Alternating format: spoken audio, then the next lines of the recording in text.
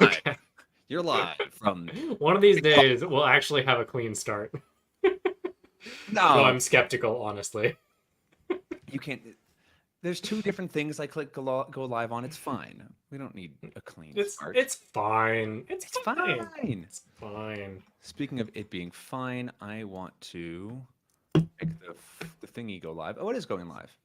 Okay. Um, great. Close Discord, and we are live.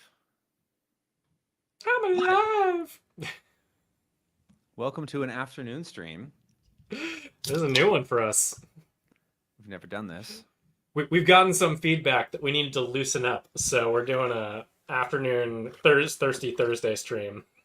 Oh, I like that. Thirsty Thursday. What are you drinking today? I just went down and got a Sierra Nevada Pale Ale Tall Boy from the local grocery store. My dad's favorite beer is the Sierra Nevada. It's a red one though. I don't remember what it is. I don't think it's the pale ale. I think it's like a brown ale. Okay. But he collected like a 6-pack from a bunch of different years, like Mhm. going back to 2012 or something. And we tried a bunch of them a couple Christmases ago from like 2012, 2013, 2014, 2015. Mhm. And it was really cool. I never had like aged beer like that. And we found our own like Did favorite it years. age well? Some years, most years did. Some years Okay. didn't. Okay. But it was definitely like the older the years got, it got a little bit sweeter and almost nuttier, which was Interesting. nice. Yeah. Hmm. I didn't really know you could do that. It was fun. Yeah, the first beer that I ever liked was Anchor Steam Summer Brew. And I tried it a couple of years later and I was like, I do not like this anymore.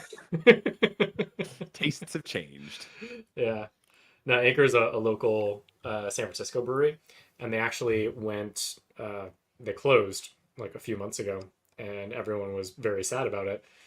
And the owner of Chobani just bought the rights to the factory and their brand and everything, and is going to reopen it. Cool. So, local San Franciscans who are fans of beer are happy that we didn't lose Anchor Steam, which is like one of the oldest breweries one of the oldest craft breweries in the company or in the country In rather. the country. Cool. Yeah.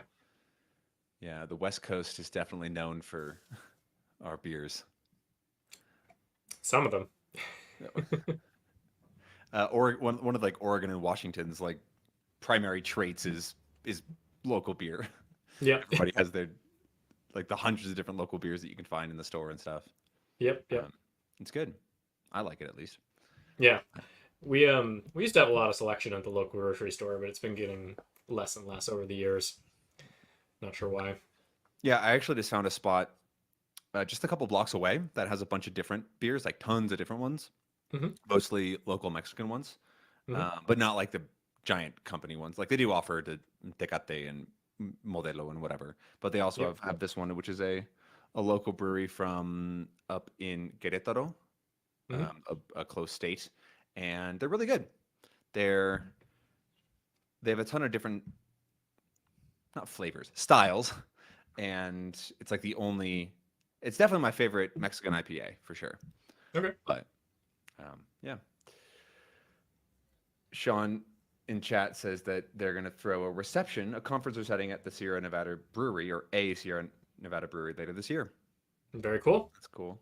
Yeah. I And do really like the Sierra Nevada Pale Ale. It's one of the classics. yeah, it's a rock solid option.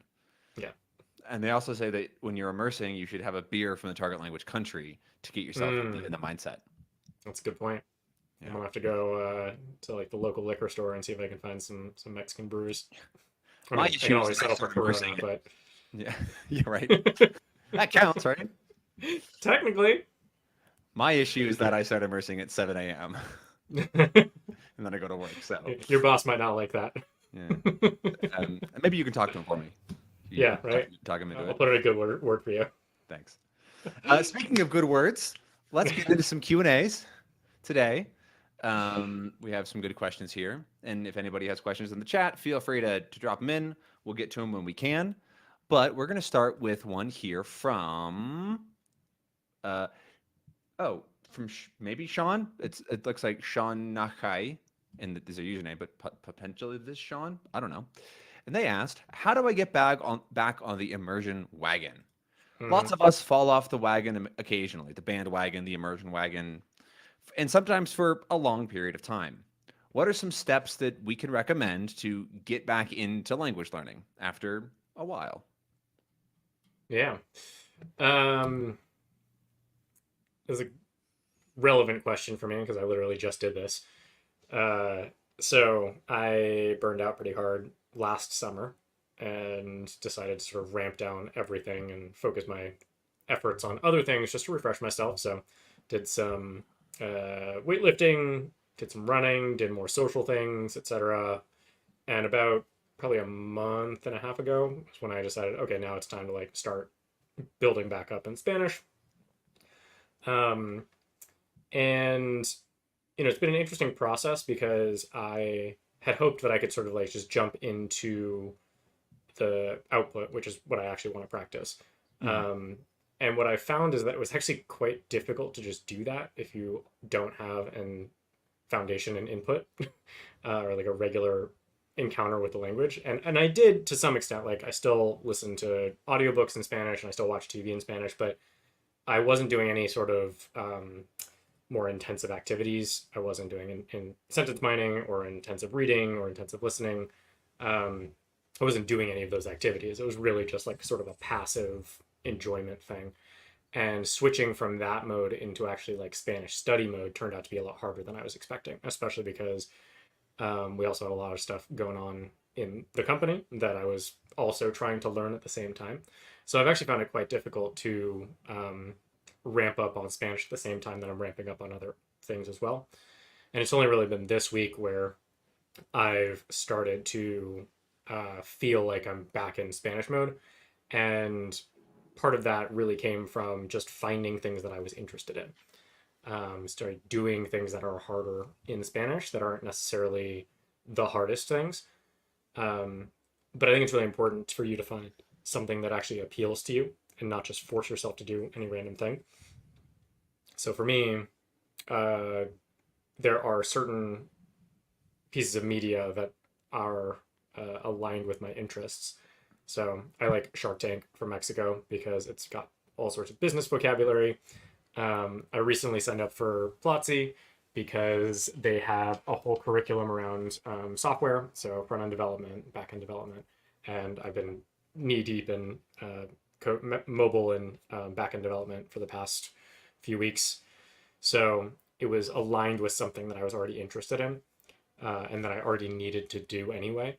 So switching those things over was much easier. But yeah, I will say it takes some time and effort and daily practice of just remembering that Spanish should be the default for you in your moments of leisure or your moments of downtime, and making sure that you have readily accessible activities for those moments. So in those moments where you're like, I don't really know what to do, you do know what to do because there's something immediately there. You got to build up your own repertoire of activities that are relevant to you. Yeah. And I want to go back a little bit. You said that you had still been doing like TV shows, audiobooks. Yeah, And so you hadn't fully fallen off the bandwagon, right? correct. And because I think that's something that's important, especially it was for me, because I had a period of a couple of months where I was not really very inspired to do Spanish, but I kept doing it every single day because I had a really solid baseline. Like it Hmm. was just things that I did in Spanish, and I didn't want to stop doing those because I liked those. They were just Right. in Spanish. And so making sure that you get to a point where falling off the bandwagon is actually still fine is very helpful for getting back into it. But then once you get back into it, it sounds like you should be okay with having it taking some time to get there and forgiving yourself to not become immediately just the greatest Spanish speaker in the world or language speaker in the world after a couple of months of not really thinking about it. Yeah. How's- I think I find not just for language learning, but for any activity, any self improvement thing or goal based thing, the first couple weeks are really just about kind of figuring it out. Mhm. And you can't really judge your success based on what you do in those first few weeks. It's really just a first step towards trying to integrate that activity back into your life or into your life for the first time. And you learn a lot about yourself and about the activity as you go. So what I would recommend is dedicate sort of a month of time. For me, I usually do like 3 weeks of this is going to be my default activity for the next 3 weeks. So anytime I'm bored, anytime I think about doing like other hobbies, I'm just going to remember like, nope, this 3 week period is focused on this thing. And you build up a regularity of interacting with the language or with whatever activity you want to do so that it just becomes part of your life. And then it's much easier to build on top of that after that initial 3 week period. It's like building the calluses on your fingers to get back into guitar playing. Yeah. Cool.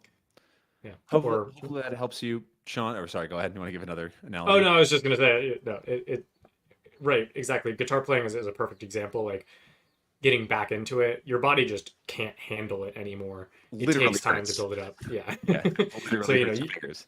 you might say like, oh, I want to do like an hour a day or 2 hours a day of guitar playing, but you literally cannot do that because your tendons you'll probably get tendonitis Yeah. or carpal tunnel.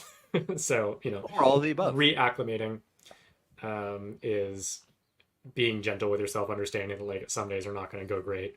It's really about trying to build up that foundation for future learning. Cool. Thanks.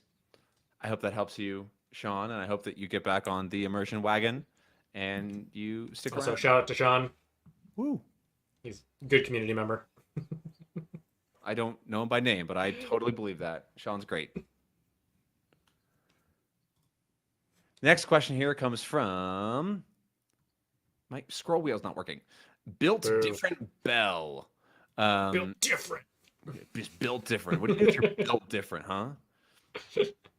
And they ask, should I reread longer texts? For example, novels that take 7 or longer hours several times. How many repetitions do you think are useful in terms of like linguistic gains for each reread before it starts diminishing in value?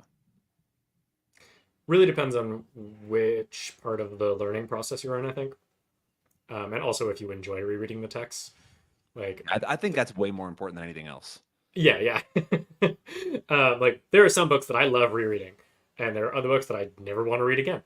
But assuming that it's a book that you want to reread, that you enjoyed, when is an appropriate time to reread it? Generally, I would give some period of time where, because basically when you first go through the book, you are going to miss a bunch of things. You'll gather a bunch of things as well, but you're going to miss a bunch of stuff.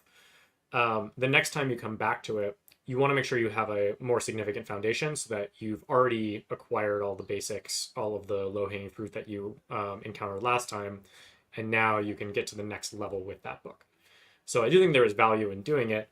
I would probably put a couple months in between rereads to acquire whatever you were going to acquire, and then giving yourself time to sort of separate from the book and forget all the things that you weren't going to acquire anyway, and then come back to it with a fresh set of eyes, with a new foundation that you've gained from other activities.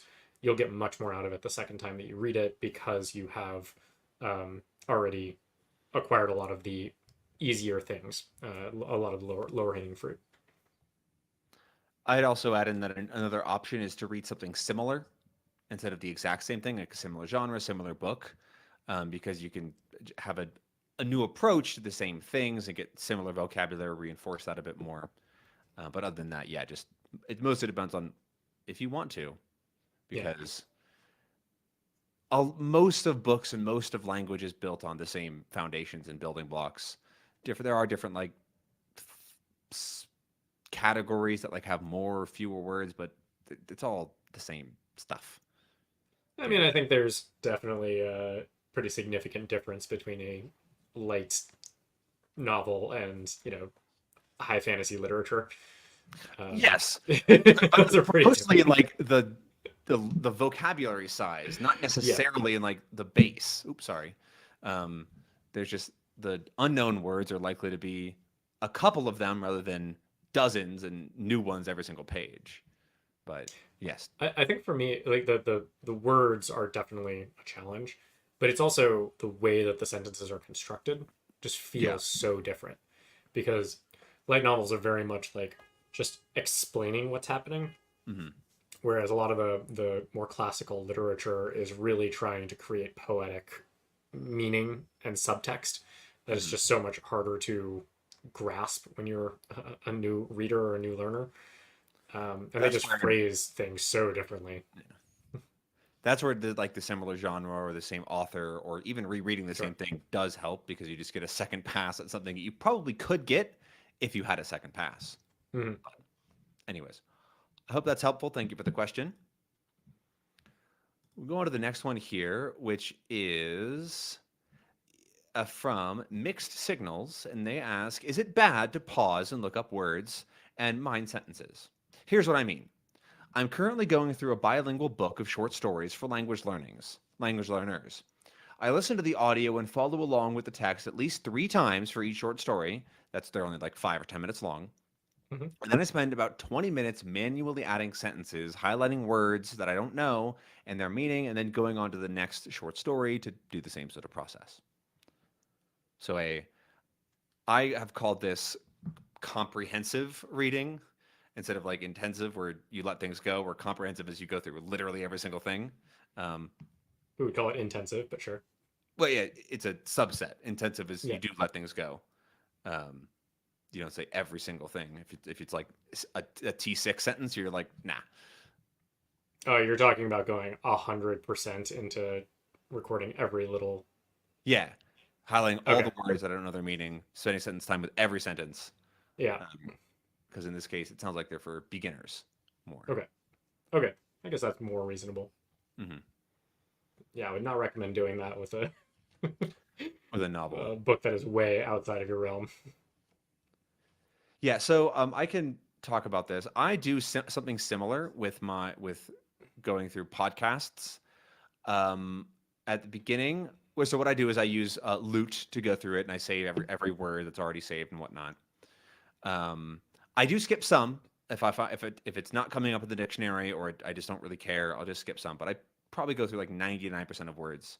And it was slow in the beginning, but I also really wanted to have this dictionary in Loot so that I can read more things more easily. And I felt like it has really helped me to understand the structure of Czech better because Czech is a language that has a ton of like changes between the words. Every single noun can change, every single verb can change, and it does all the time. And I haven't actually studied any of that at all, except for like what I knew from studying German like 7 years ago. Um, but I feel like I have an actually good handle on it because I have sort of acknowledged every single version of a word, made sure that it's in my dictionary, and gone through it. And I don't spend that much time doing it now. I try to go pretty quickly and got my process down, which I do find quite helpful. But I also know that that kind of intensive nature of going through stuff is not going to be helpful for a lot of people because it's boring to them and it's not fun and it's hellish, maybe. And so if that's you, you probably should not be doing this. But if this kind of learning is okay and you're making good progress and you're not going so slow that it's unbearable, sounds fine. Sounds helpful.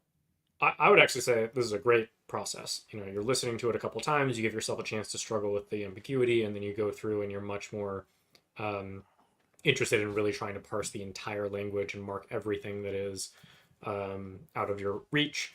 The one thing that I would add is that you should go back to the story after a couple weeks, after you've had an opportunity to study those words and immerse with other things, and then also go through the cards that you created from that story, but then go back and listen to it. And I think you'll be pleasantly surprised at how much you understand of the story because you've studied it to death, and you really should understand it at that point. And it'll also give you an opportunity to really automate a lot of the understanding that you built up in that initial phase where you were working really hard. So I think you'll see especially if it's beginner short stories, you should see like very rapid improvement in your comprehension, both of the stories that you've already gone through and of new stories that you're encountering. Which is also great for motivation It's true. and because it feels good. Like I did Mm-hmm. that. That's so Yeah. cool. Mm-hmm. Cool. Well, thank you for that question. Who was it again? Mixed Signals. Thank you for the question. Yeah. But great job. Like, it sounds like you're doing a great job. Yeah, that sounds great. Um, I wish that there was little stories like that I could do. Even at this point, I would love to do fun short stories, but it's all podcasts and stuff. But it's okay. Next question comes from DG. And their question is, how do I improve at both my native language and target language? They say, I know this might sound a bit dramatic, but I've been learning English for just over a year now. I'm at a B1-ish level, and I've been basically consuming only content in English since then. I pretty much just use Spanish when talking to my friends and family. The problem is my Spanish feels like it's going downhill. My vocabulary is getting poorer, and I have ideas in my head, but I can't seem to express them. And I basically run out of words, which doesn't happen with English as much. How can I balance my English learning while keeping my native Spanish strong? Interesting. I did encounter this when I was traveling in South America. When I came back to the States, there were a lot of words that were just like just out of reach that I like couldn't remember how to use. Um, so it's definitely a real phenomenon that I've personally experienced. Uh, what I would say though is that the degradation of your native language is temporary. A lot of those things are really deeply embedded into your psyche and in your history or your personal history and in your subconscious, and it's not that hard to get them back. uh, it sounds like what you're looking at is sort of the usage of Spanish, and that you are, you know, having difficulty using it at the level of eloquence that you want.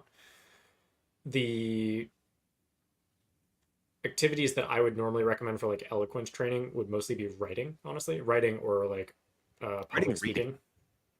Uh, Reading too. I personally don't find reading to grow my vocabulary that much. Not my active vocabulary.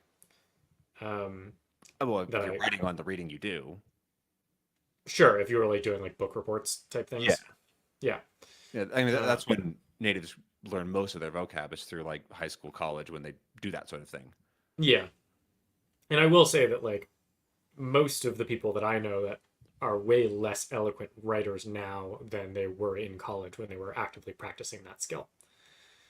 Um, so it is a skill that you can definitely practice. In terms of trying to do that while also improving on English, sort of two different perspectives you can have on it. One of them is don't worry about it, just keep going with English, and then you'll, whenever you get to the level you want with English, then uh, rebuild your Spanish because that's going to be a very fast process.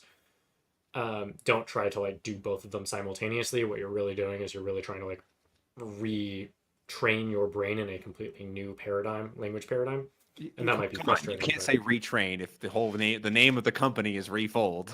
all right, you refold your brain. Yes, we got there.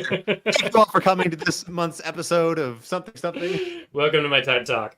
Yeah. Um, oh yeah, so you can basically just ignore it as a problem for now, and then come back to it whenever you actually feel like it.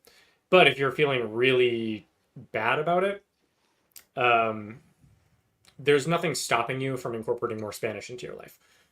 Uh, if you want it to be targeted specifically at eloquence and your ability to use the language in a sort of competent, intelligent fashion, I would target your efforts towards that.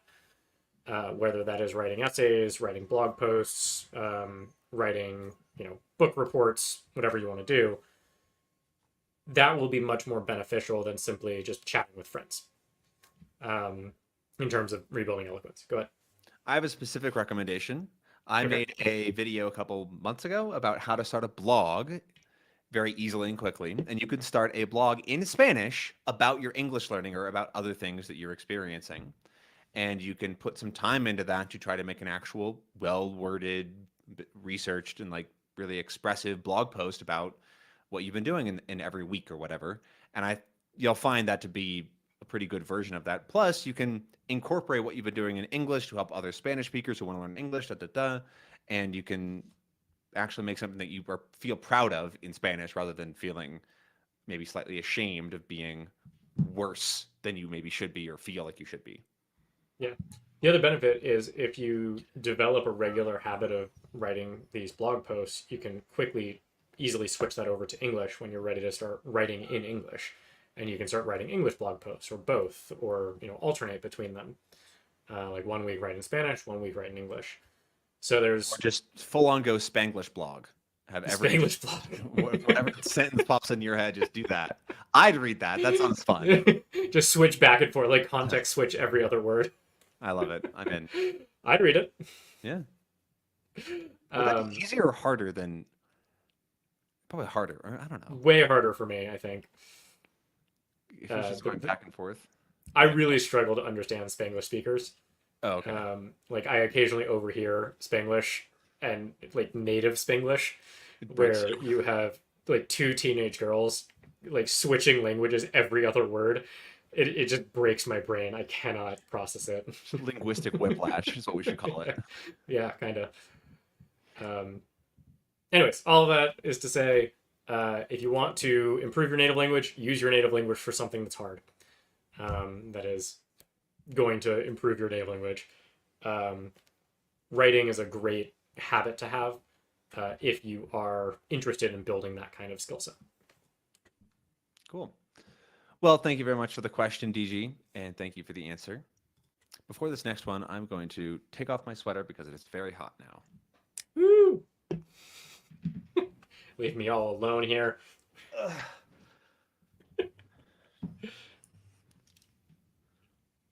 I'm at that point where it's like, or like it's in here where now I'm like kind of cold because like, yeah, never mind.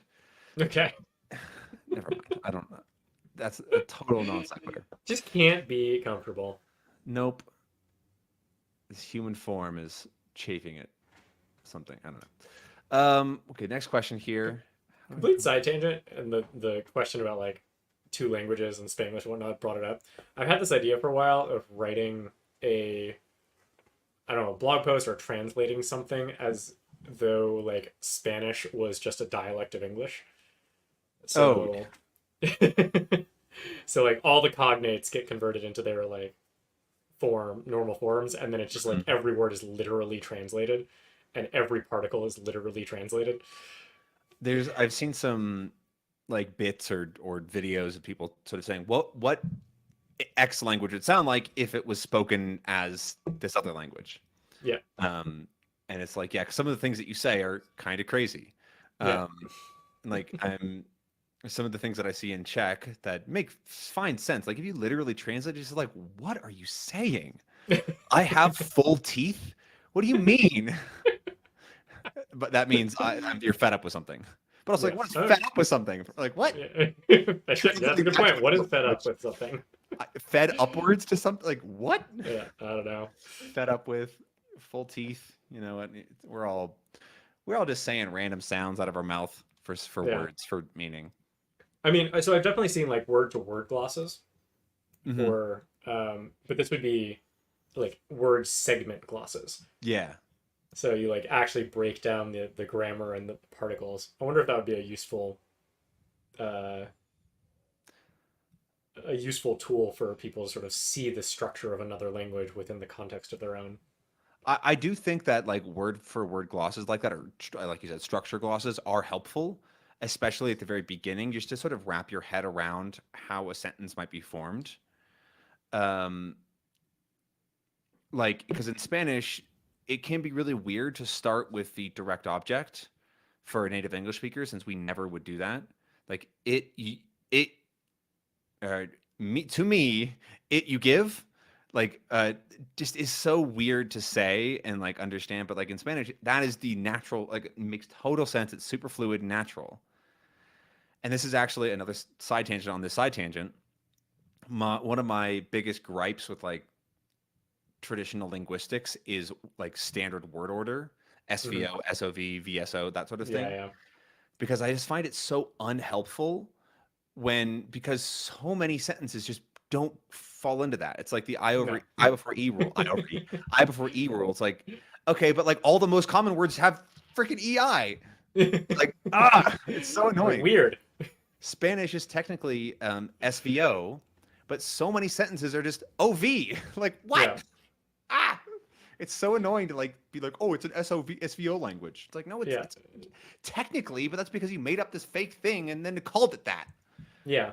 I mean, and that's why, like, when English natives speak Spanish, they speak so, or through traditional methods, and myself included, speak so formulaically, because it's like, this is the order. You put things in this order, and it definitely helps wrap your head around creating sentences. But man, it is not the way that people actually use the language. Um, Yeah, getting yeah.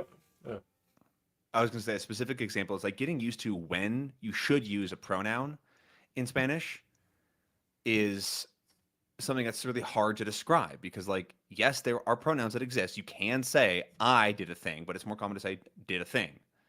But when do you add that I in? Because sometimes you do and it makes sense and it sounds right. And like those sorts of things are just completely not possible to explain. Anyways, I mean, there are explanations attempted. yeah, but they're so long and kind of not helpful. Yeah. I don't know. It's Maybe yeah. I'm curious to do a syntax gloss of a language just to see what it does. Yeah. I talk I'm gonna about make a that note for myself. a bit in a video from like a year ago where I talk about no, not a year ago, like 6 months maybe. Hmm. I talk about and I give an example from Czech, which is basically there's only 3 words in it, which is I cut vegetables and then with a knife. But like it's like okay, if you know these words for example, but then you see that nóž becomes nožem, do you realize that oh that's the thing that is making it with that thing, right? I'm not cutting vegetables and knives. I'm cutting vegetables with knives or with a knife, Hmm. right? And getting that sort of an understanding like oh this is that's the version of the word that does that thing can be really helpful, Yeah. instead of being like there's this thing called the I don't know what the case is called. There's some name for the case. Instrumental, whatever. Okay, going back on topic to this Sorry. someone else's question. Complete side tangent. God, how much of your beer have you had? Oh my video. Oh no, I'm going crazy. I don't disagree. Thank you. How? Okay. This next question comes from Fukai Mori. That is not how it's pronounced, but I'm sorry. And they ask, how do I improve comprehension on long form content? I get lost in spoken, audio based content almost instantly, even if it consists entirely of words and grammar I do understand. It doesn't matter if the content is relatively slow or pauses on occasion. It's like I'm trying to watch a 1080p YouTube video on 1998 internet speeds. It's just not going to happen without an unreasonable amount of mental buffering or real buffering. Yeah. What exercises can I do to improve this? And in this case, they said that they're learning Mandarin Chinese. Sure. Yeah. So diagnosing this issue, this is definitely a lack of automaticity. Primarily because you're trying to use your conscious brain to process the language rather than your subconscious. Um, Very normal, happens at the beginning of the process, and Or later in the you'll process. and later in the process. Basically, anytime you think too much about the language, it gets in the way of actually just understanding it directly. Um, the so I think that there's 2 levers that you can pull with this. One of them is uh, choosing easier content, but you just said that even easy content you struggle to follow, even if you know like all the words and grammar. Um, so the next step is you have to learn how to turn off your thinking brain and trust your subconscious to process the language directly.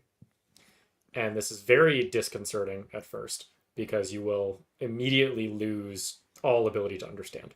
But sounds like you're struggling with it anyway, so maybe this won't be a problem for you. But you essentially have to give up trying to control your understanding of the language. Um, I That's my kind of main theory here is that people that have this problem often feel like they really enjoy control and they want to understand everything. mhm. And then they end up thinking, oh, I'm not understanding anything. I get nothing from this. But then if you ask them questions about it that you can only understand that you can only answer if they do understand. They're like, yeah, this happened, that happened. Mhm. It's like you are understanding things. It just you're not understanding literally everything, so you feel a little lost. And Well, letting I go think of that control. Okay, go ahead. what this person is describing though is losing the train of the content, because and the way that I personally experienced this was I would notice something consciously Uh-huh. and I would start to think about that thing, and I would forget to listen to the actual content because my brain was working so hard to process the thing that I had just encountered that I was Mhm. trying to make sense of. And by the time that I came back to the content, I had missed 10 seconds, and suddenly I was completely lost in what was happening. So I think that's what they're describing.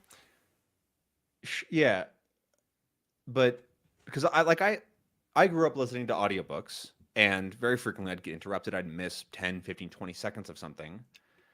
And I find that I don't have this problem where if I miss 10 seconds, I just lock back in on what's happening and I fill in the blanks.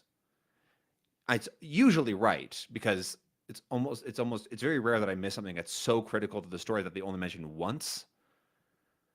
And so that's sort of what I'm saying. Like I feel like it is this feeling of like, oh, I missed anything. I have to go back and get it. I have to understand 100%, or else it's just completely pointless to keep listening. Do you feel like that is not the same thing that they're saying? Um, I mean, what you're describing is inferring the story through context, Hmm. or inferring what you missed through context, Yeah. or just like realizing it's not that big a deal, Hmm. right? Um, and I don't think we're describing different things per se. Uh, and I do think the control aspect is pretty significant and is important to recognize. Um, but I don't think it's just a matter of control of like, oh, I need to understand 100%. It is, if you don't have a solid enough foundation, coming back into it and inferring what's happening through context is basically impossible. Sure. That does Or make sense. you need so much language, you need so many sentences to infer what's happening that it's just really hard to get back up to speed if you do miss something. Hmm. Okay. Um, so I think there's just like a minor tweak in the thought process here, but Yeah, I think that makes more sense, yeah. especially if like, Um, yeah. but what I would say is for recommendation of what to do about it. The way that I tackled this was chose content that I had already listened to before, already knew pretty well, and I deliberately, every time I found myself thinking about something, I tried to stop my train of thought and tune back into the content itself, not focusing on the words or on the meaning, but actually just focusing on the sounds, trying to hear every word. And one interesting like note about this is basically a form of meditation where I you was are just like gonna say that. Yeah. mindfulness meditation. It's basically mindfulness meditation. You are trying to, every time you realize that you're lost in thought, you bring yourself back into the present to notice something that's happening around you. So it's this meditative exercise which you can do walking around or lying down or sitting, whatever you want to do. But the goal is to, every time you get lost in thought, bring yourself back to the content or back to the audio. Not in the sense of I need to understand what's happening, but in terms of I'm just going to pay attention to the words being spoken. And what I found is that very quickly, within a matter of like a couple of hours of practicing this, I was able to stop that train of thought from distracting me from the content. So as long as you already have a pretty solid foundation, which it sounds like you do because you do know all of these, all the words and the grammar, you This should be able to. even if like so if they're watching something Okay. that they do understand, but Hmm. if they understand all of something, they must have at least intermediate, right? And like at Right. least that, yeah. Yeah. So if you're working with content where you have 99% word coverage and you understand it easily when reading, then it sounds like this is exactly the problem. You need to basically turn off your conscious mind and allow your subconscious to take over. And there will be a couple hours in there of discomfort when you're transitioning from one to the other. And you have to remember and keep your conscious mind in check and basically try and turn it off as much as possible. Every time it distracts you, you bring it back. Every time it distracts you, you bring it back. And your subconscious will pick up the slack after a couple of hours of practice. I actually have done that before, not for lack of understanding, like, and getting distracted on that, but just getting distracted and thinking of things that I like don't really want to think. I want to focus on this thing right now. Hang on, Yeah. and practicing that, and Yeah. yes, it definitely is functional. Cool. Yeah. Interesting question. You want to add something? Another thing that used to distract me a lot was when I did understand, I would get really excited. Oh yeah. I'd be like, "Oh my god, I'm Completely understanding," and then I would think too much about understanding, and I would lose the train of thing, and I was just like, "Damn it!" Classic. Yeah. I'll Yeah. hear a whole line and be like, yes, that's great. You get another one. Oh, I'm so great. And then I'll listen to like four in a row, be like, wait, I got none of that. Hang on. Like, I'll have to go back. God, I was so full of myself and just fumbled. Anyways, cool. Good question. Good answer. Thank you. Next question comes from It's Noetic. Noetic. IT Noetic. Whatever it is. Your question is, or their question is, how to handle a prolonged lapse in study. As a long-term, on and off, mostly off, Japanese language enthusiast, the biggest hindrance of my language learning across all methods is when one thing leads to another and I start racking up days, weeks, and months spent without an immersion, solid immersion or study session. I try to at least fit some SRS time in here and there, but be honest, my stats say that I've used my SRS 27 days out of the last 365. There is a lot of difficult to enjoy work before it gets to be fun, closer to the I+1 point in Japanese. What are some tips for using an SRS when the cards do count hit? What are some tips for using an SRS when the cards do count hits a rate? Ugh. What are some tips for using an SRS when the cards do count has hit triple digits? How should one spend their time in one's target language when willpower dictates that you can only do 5 or 10 minutes? It's much easier to simply develop a habit, but sometimes the habit does go away for a while. Yeah. Uh, First off, delete your Anki deck and start from scratch. Do that. That triple digit number is not helpful. It is not useful. All those cards are basically dead to you. One of the things that Clayton likes to say to our clients is words are not rare Pokemon. Um, like if you encounter a word, if it's important, you'll encounter it again. So you don't need to cling to your cards like they're gold. You don't need to hoard Anki cards. The number is not important. It does not reflect your ability or your what your self-worth, whatever it is. But Ethan, what about the shiny new kanji that I found? What do I uh, do? I mean, if it's a new kanji, then go ahead and study it. But I But if found it it's a a year kanji, ago, yeah, if you found it a year ago, it's not new anymore. and it's the kanji for tax law. I Yeah, need well, that. yeah, maybe if you're doing a lot of tax laws. Yeah. Hey, Um, potentially. who knows? Yeah, so the basically Anki is supposed to be a history of the things that you have encountered that are in this weird intermediary state where you are they are not fully acquired, but you do know them. At the level that you're at, where you're only doing 27 days in a year, all of those cards have eventually or has basically leached or lapsed, and they are probably not even relevant to the immersion content that you're now immersing in. Like maybe you changed TV shows, or maybe you changed genres or domains. So all those cards are kind of useless. So I would recommend just killing them and starting from scratch. I've done this many, many times with my decks. Um, I keep them. I just archive and suspend them. But you know, I delete them. as, I get them out of there. I probably should just delete them, Just honestly. kill them. But I Just get like it rid having of. relics to my own failure. Uh, Wow. Okay. Got yeah, real there for a second. right. So I wouldn't worry too much about what you did in the past year. One of the things we like to say to clients is it doesn't really matter what happened yesterday. What are you going to do today? The only thing that matters is what you do today, what you do tomorrow. So if that triple digit number is not useful to you, kill it. If you need to start from scratch, that's fine. Sentence mining cards isn't that much effort, and the cards that you create now are going to be much more relevant and emotionally connected. You're going to be much more emotionally connected to it because they're coming from things that you're interested in right now. One thing that you didn't really talk about was the amount of immersion that you're doing on a regular basis. I think that is a much more important part. Yeah. So I would definitely start with making sure that you're getting time in with Japanese every day, and then basing your study on what you are spending your time on. I'd also check out the root of the problem a little bit. And you say that you've been a Japanese enthusiast for a long time, which is pretty common, right? Lots of people really like the idea of learning Japanese and spend time with it forever. I bet somebody who's been learning like sort of like you are, but for 14 years, right? And like they're okay with that.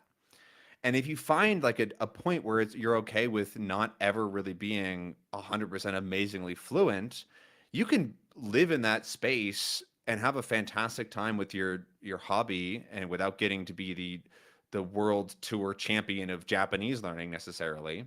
It's like a casual golfer can really enjoy like watching golf, and then going out once a month to play with like some of their other friends that aren't very good and have a great time and just enjoy the sport without being Tiger Woods or Jack Mickelson. I think is another golfer. That's like all I know. I don't know anything about golf. But um, if like you're like feeling that if like what you want doesn't actually align with like your true goal and what you actually want, that can cause a conflict where you're trying to like achieve this thing that is not meant for you. That's fine. You don't have to go to the Olympics of Japanese learning, and you might just be happy with pre-studying I don't know, an anime and then watching that anime in Japanese. Like you don't have to be able to speak or be super fluent or be able to watch anything randomly. And so targeting those things to the what will make you have the most fun can be fantastic. I know that if I was to do something like more casually like that, I would definitely target specific pieces of media, dive into that, have fun with it, and then like that's totally fine for me. I don't need to be able to be good in all scenarios just to feel like I'm having a good time and feel successful because I set like that or I might set a specific goal rather than trying to do all of it. And so I would say that Yeah. maybe it's time for a little bit of a recalculation of your actual method, your goals, rather. Yeah. And then one of the things Ben just mentioned is pre-studying. So this is really about like what is the relevance of what you're studying in Anki or whatever other tool. You want to make sure that it's relevant to what you're encountering in your immersion. If you're studying things that you've never seen before and aren't appearing in your immersion, there's really no point. There are tools like JPDB which allow you to study the specific words in an anime. So definitely check that out if you're not already familiar with it. But I would agree with Ben. Rather than trying to come at it from the perspective of, oh, I need to achieve 5,000 words, or I need to, get whatever number of Anki cards, sentence mind, whatever it is, say, I want to watch this anime, and I am going to study what I need in order to understand this anime. That's a much more concrete goal that you can accomplish in a much shorter period of time than I'm going to understand all of Japanese. And it can be way more fun and rewarding for a casual learner, which is totally fine. I think there's a bit of a culture of like you have to be a super dedicated, achieve total major fluency. I lost my train of like sentence there. Gotta be the best of the best of the best. Yeah, you don't need to be. Like you can have an amazing time language learning and getting to like you can just dabble forever, have a little bit of fun in a language for a month and move on and have a great time language learning for your entire life. That there's no right or wrong way to necessarily do this amazingly huge and also rewarding hobby. Yeah. Yeah. That's not to discourage anybody from wanting more than that. No, yeah. Basically, make sure that whatever goal you're setting for yourself is actually aligned with what you want and not just some image that you have of the future. and make sure that like you're willing to put in the time and energy for that thing that you want. So you're not disappointed if you realize, oh, I don't actually want to put in 5,000 hours into this project. Yeah. Same goes for dabblers. I also want like between languages rather. I've heard people sometimes talk about like dabbling in other languages where they learn a couple hundred words and like have some fun for a week or two as like a negative thing. They almost like feel ashamed that they're a dabbler, even though they have a main target language that they are focused on. Like you can have different goals with different languages and definitely don't feel like you have to be locked into something just because you wanted that 4 years ago. You can absolutely change and update your own self and your own methods and your goals. Yeah. On the other hand, like, don't let anybody convince you of one way or the other. I know I have people like I'm obviously still working on Spanish, and I have people come up to me at like meetups, and they're like, "You're already so good. Like, why bother going further?" I'm like, "Because I want it. Yeah. I don't." They're like, "You should just learn other languages. You'll be able to learn so many other languages in the amount of time that it'll take you to move to the next level of Spanish." And I'm like, "But I don't want other languages. I want the next level of Spanish." Yeah. And it's difficult for people to like wrap their head around in both directions. Mm-hmm. There are the polyglots who learn lots of different languages, and that's great for them. If that's what they want, then that's what they want. And there are the people who like want to be really, really good at one language or maybe two. And it takes as much time. I mean, just for example, like CEFR scales, like CEFR scale is exponential, basically meaning like it is twice as hard. It takes just as much effort to get from B2 to C1 as it does to get from A1 to B2. Yeah. It doubles in effort at each level. It's And so you can get to, B1 in, let's say, 8 languages, but in the same amount of time that it would take to go to C2 in one language or 2 languages. Mm-hmm. So whatever goal you choose, that's fine. Don't let anyone pressure you into tackling a different or doing it differently than you want to do. Yeah, I sign off on that. Cool. Thank you for the question and the tangent and the answer. We have another question here. This is our last saved question, so we'll try to get to some in the chat maybe. It's a quick question, hopefully, about how do I optimize Anki? Hey, I use mostly Anki to build my vocabulary in German, and I'd like to ask a few questions. Which side should cards be shown? So should I see the front side in the target language or in the native language? And then how big should my daily limit be? I'm doing 25 cards per day right now, which is about 70 to 80 due cards. Should I review more, or will it make it a negative effect? Interesting. I was going to jump on the new card thing first. Go for it. My guess is that you have not studied for more than a few days, because 25 cards will be a much bigger backlog than 70 to 80 unless you already know all the words, which is fine if you're just reviewing stuff. But if they are new words that you don't know at all, we recommend 10 as the upper limit, unless you're like studying for some memory championship or something. Yeah, different cards have different difficulty types. So, like, I personally find like vocab cards are much more difficult than sentence cards. Yeah. Right, because sentence you get the extra context. Mm-hmm. So you may find that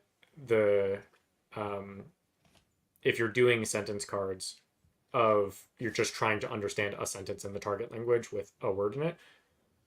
If I do those, my pass rate is 95%, because there's almost never a situation in which I forget what that sentence means. So you can do more cards with that because you just won't have as many reviews. But you generally want to keep 70 to 80 reviews as your limit, just because any more than that just takes a ridiculous amount of time. I also noticed something that I skipped over. Mm-hmm. The first part of the question is that they currently do both sides. They do the target language on the front and the native language on the front. So they actually are doubling up cards, which means that they're actually only doing like 12 and a half new cards a day. So that's much closer to what we'd expect. Yeah, okay. That makes sense. Yeah, general rule of thumb is you should expect your reviews to be about 7 times your new cards per day. in your case, because you're going bidirectionally, as Ben mentioned, you're basically just studying the same card twice, or the same concept twice. We generally recommend focusing on recognition cards, meaning you're going from the target language to the native language. Or if you get up to the monolingual level, going from the target language to target language explanation. But it's always, you're not going definition to word, you're going word to thinking of what it means. Right. So going from definition to word, or going from native language to target language, those are called production cards. There's also close cards, which are a different form of production cards. Those are, just making up some random numbers, let's say that they are 50% more difficult than a recognition card. We generally recommend focusing on recognition because it's important to build up your recognition ability and your passive vocabulary in the language in order to understand.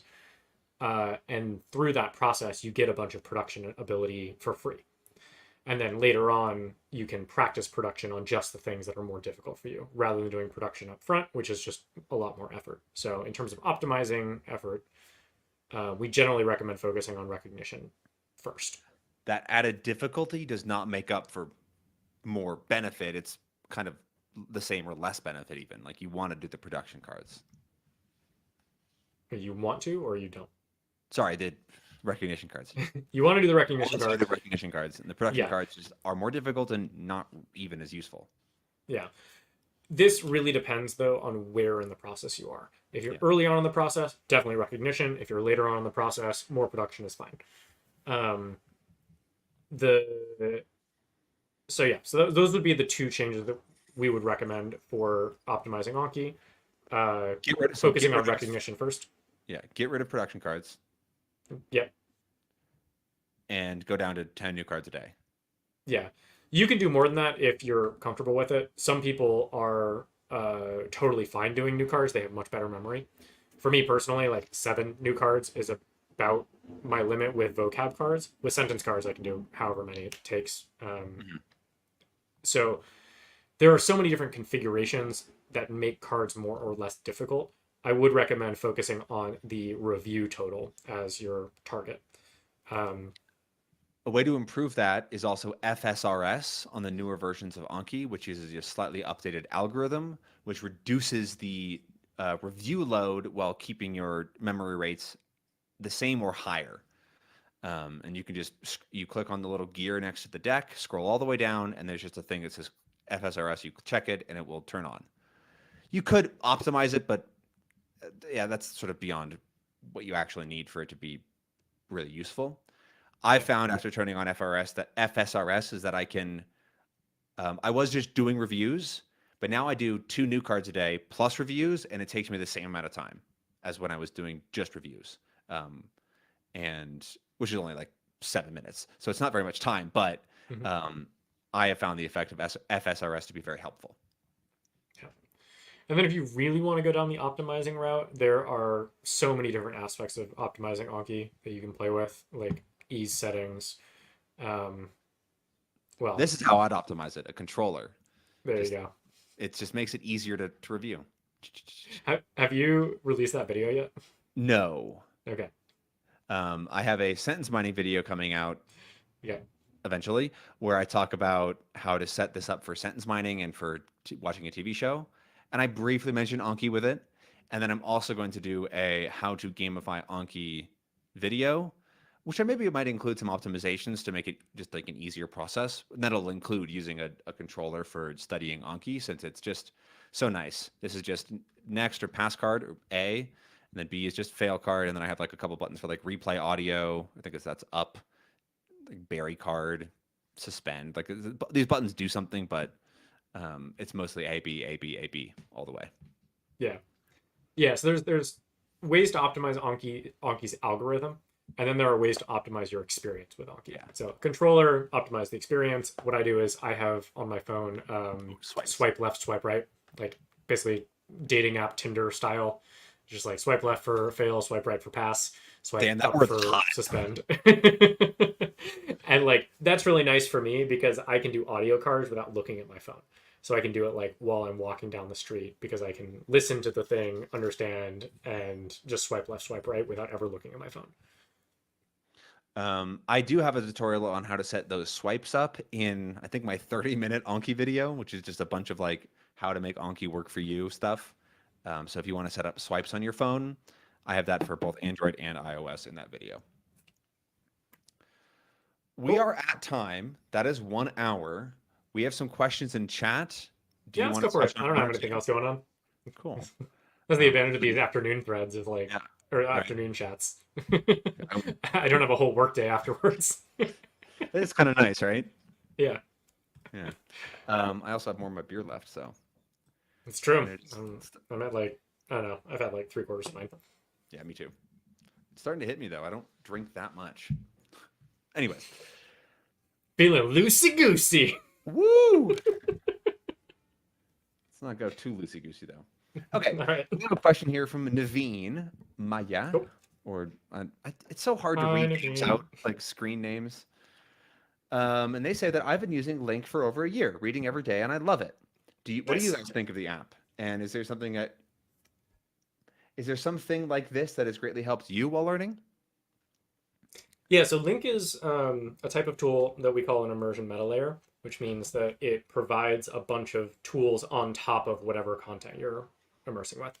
I have actually not used the new version of Link. The version that I used was back in 2019, and that was not great, honestly. Oh man. Yeah, it was not great. I have heard the new version's much better.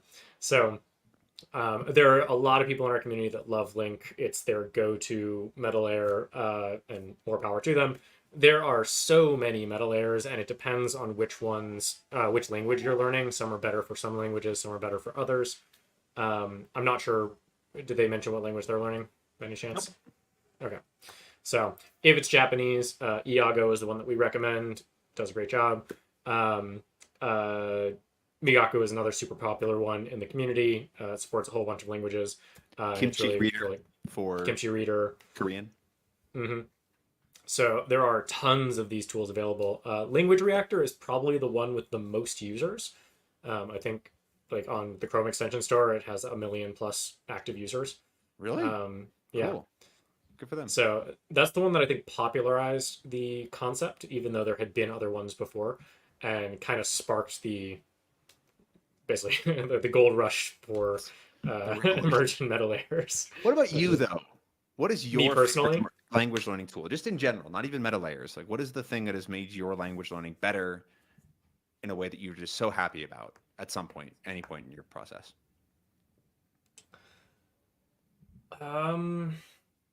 Honestly, I feel like over time I've been using fewer tools rather than more.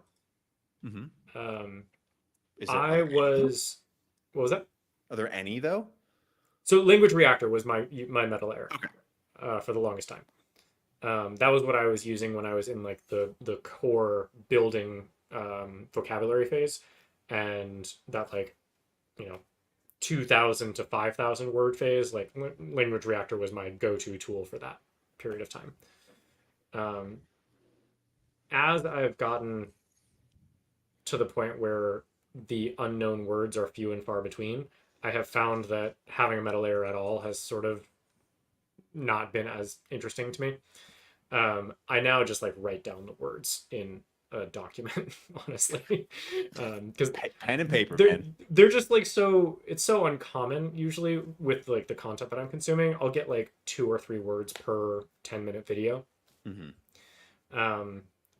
What I do like about Language Reactor is the going back and forth on a per sentence basis or on a per subtitle basis, whereas back and forth, whereas with YouTube it's like a 10-second jump. Mm-hmm. But it's not that big a deal. So most of the time I don't even bother turning it on. For me, it's actually the biggest tool for me, like literal piece of software is actually Loot, which is very similar to Link. It's just local and it's a little bit more techy. And I like it a lot. It allows me to learn the way that I want to learn without having to jump through Link's hoops. But those hoops are fantastic for people that need a little bit more. I would never recommend Loot to my mother, but she likes Link. So, but I want to talk about this thing again because this has definitely been my favorite update to my setup. in the past probably year. Loot is great, yeah, but like this thing is just made watching TV shows so much easier for me. And Anki is just so much, it's just more comfortable because I was using spacebar 1 and 2 on my keyboard and I would have to use like other keys, but now I just have it all right in my hand. I can lean back. If my cat comes in, I don't have to like reach under him and over, like just to touch the key. Like it's just really, really clean, I feel. And Mhm. this is felt and like just to mine a sentence, I just press this button and it just does it. And so like I'm actually sentence mining again instead of like forcing myself to mine. And so I definitely say that's my favorite tool.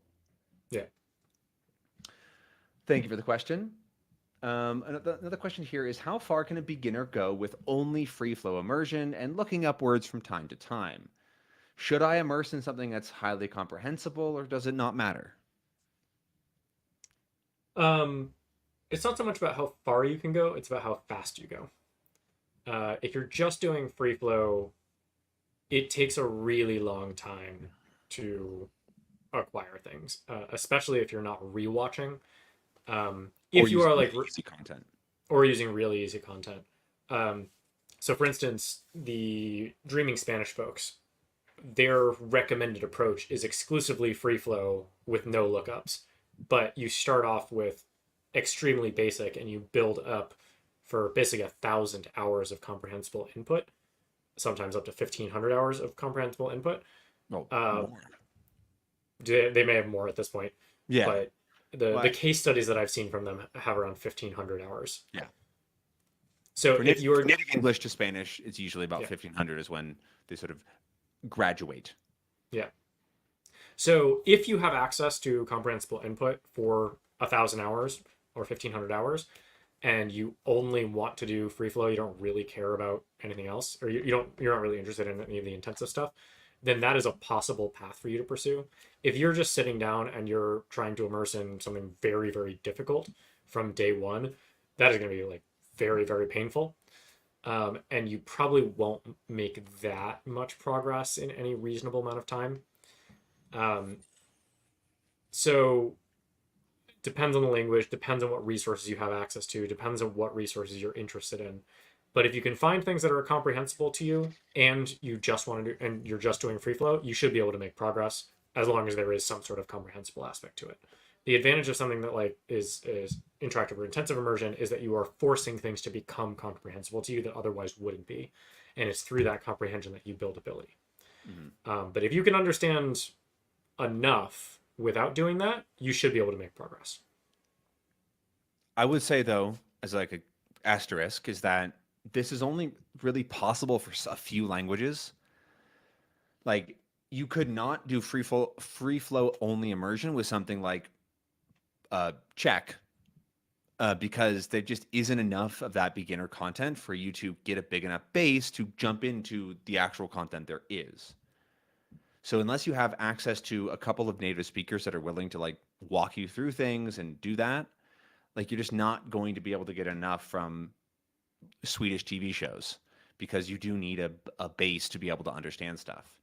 Um, Native content doesn't build on itself great unless you can already understand it. And so you do need that sort of specifically comprehensible content.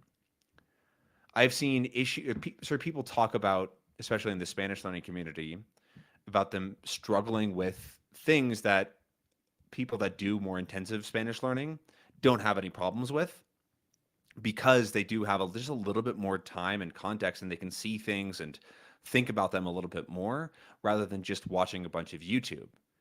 Eventually, they'll probably come to the same point. Potentially, the free flow only has some benefits and like native likeness, but like I'm really skeptical on that as a whole. We can talk about that at a different time. So I think the answer in plain text is yes, it's possible, but likely you do want to include some intensive interactive immersion. Yeah, possible, not recommended. Next question here is from Jesus Ingles. I have been learning English for almost a year. I watch anime in English and I try to look up some words for about 2 to 3 hours per day, and I don't use Anki. I'm currently watching One Piece, but I don't know if watching this kind of content that's not native is effective. What is your opinion? This is the classic debate of dubbed content versus native content. But like One Piece in English was made for English speakers by English speakers. It's, I don't know, it's a beloved piece of media by millions of English speakers around the world. And there's a lot of great words in there. And if you're enjoying it, that sounds fantastic. I think anything that you enjoy can serve as a solid foundation for the language. I would not recommend it being your only content. There's um, a lot of it though. there's you could actually use One Piece as your only content because there is so much of it. I It's would only not recommend 500 doing that. hours. I actually did the Yeah. calculation. It's only 500 Okay. hours. But you could do 500 hours twice. Like, That'd get you pretty far, but like, yeah. yeah. You don't want it to be your Um, only thing because it is stylized. But the yeah. same thing, you don't It's want your only immersion to be books or TikToks. Like there's a specific language that's used in these contexts. yeah. Sorry, I cut you I off. think anything can serve as building the initial foundation. Once you have that foundation, you should target the style of speaking you want to be able to speak it. So One Piece will be able to get you to a place where you understand the bulk of the language, and then you'll need to take that and move on to something that is more conversational, podcasts, interviews, whatever topics you enjoy, and those will be very different and likely more difficult, but they will prepare you better for actually communicating about the things you want to communicate. Cool. I think we got that question. And I was, in the meantime, writing another one from Juke, who asks, I'm going to summarize because they put it in 3 messages, but it's, how much do you think about your target language when you're not actively working on it? Do you go through your day and think about like, oh, how do you say that in Spanish? Or how do you do that? Or I'm curious, how much is it like in your mind in other parts of the day?